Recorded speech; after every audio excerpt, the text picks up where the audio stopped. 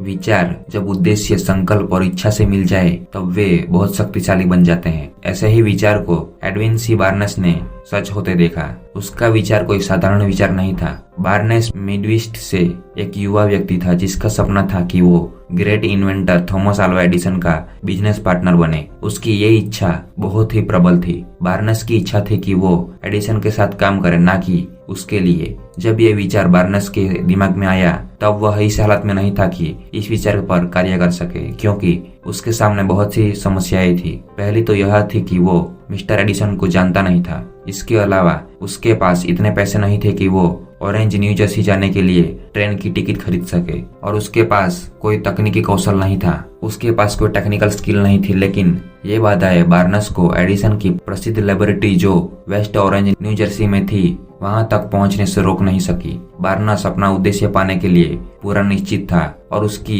इसी इच्छा ने गरीबी को उसके आगे बाधा नहीं बढ़ने दिया। 1905 में वह मालगाड़ी पर वेस्ट ऑरेंज पहुंचा और अपने आप को प्रसिद्ध एडिसन के सामने पेश किया और उसको कहा कि वो उसके साथ पार्टनरशिप करने आया है। तब एडिसन के साथ खड़े स्टाफ के सदस्य बार्नेस की बात सुनकर हंस पड़े, लेकिन एडिसन नहीं हंसा। एडिसन के साथ अपनी पहली वार्ता के दौरान बार्नेस एक साधारण आवारा व्यक्ति लग रहा था, लेकिन बार्नेस के भावों से ऐसा लगता था कि जिस उद्देश्य के लिए वह यहाँ आया था उसके प्रति वह पूरा डिटरमाइंड था। एडिसन ने भी उसको अंदर डिटर्मिनेशन को देखा और उसकी अभिलाषा को और उद्देश्य को देखकर उसे अपना सपना पूरा करने का एक अवसर प्रदान किया, लेकिन बिजनेस पार्टनर के रूप में नहीं बल्कि फ्लोर स्वीपर के रूप में, और अपने साथ काम करने का एक अवसर प्रदान किया। आने वाली घटनाओं ने ऐसा सिद्ध किया कि उसका निर्णय गलत नहीं था। बार्नेस ने इसी ऑफर को स्वीकार कर लिया, लेकिन वह इस बात को सोचकर उत्साहित नहीं था कि एडिसन ने उसको क्या जॉब ऑफर किया, बल्कि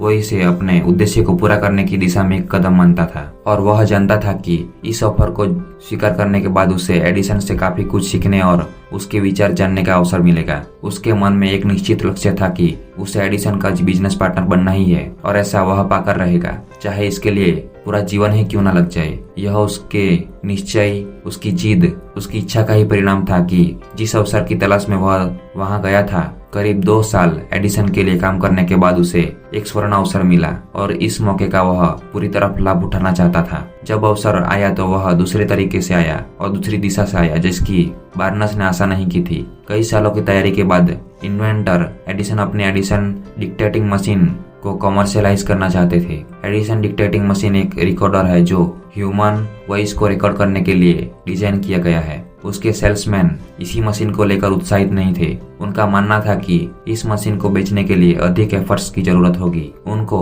इस बात पर संदेह था कि एडिसन का ये इन्वेंशन कॉमर्शियली कामयाब हो पाएगा, इसीलिए इस नए इन्वेंशन को बेचने को लेकर वे कम इंटरेस्टेड थे। इस दौरान बार्नेस ने अपनी अवसर को देखा। बार्नेस जानता था कि वह एडिसन डिटेक्टिंग मशीन को बेच सकता था। उसने एडिसन को इस बारे में बताया और जल्द ही उसे मौका भी मिल गया। उसने इस मशीन को बेचा भी और महीने के अंदर ही उसने हजारों एडिसन डिटेक्टिंग मशीन को बेच डाली। वह इसमें इतना कामयाब रहा कि उसे इस मशीन को देश के हर हिस्से में बेचने का अवसर भी मिल गया। इसके द्वारा उसने बहुत पैसा कमाया और बहुत ही छोटी उम्र में करोड़पति भी बन गया। बार्नेस वह व्यक्ति बना जिसने हजारों अमेरिकन की एडिसन की इस डिवाइस से मदद की। बार्नेस अपने कमजोर पोर्टफोलियो और कम पैसों के बावजूद एक योग्य सेल्स पर्सन बना। बार्नेस ने मिले मौके का फायदा उठाया और एडिसन के कई सेल्स पर्सन में से वह एक था जो करोड़पति बना। बार्नेस जानता था कि उसे क्या चाहिए। उसके निश्चय की वजह से ही उसका उद्देश्य हकीकत बन सका, जिस पर उसका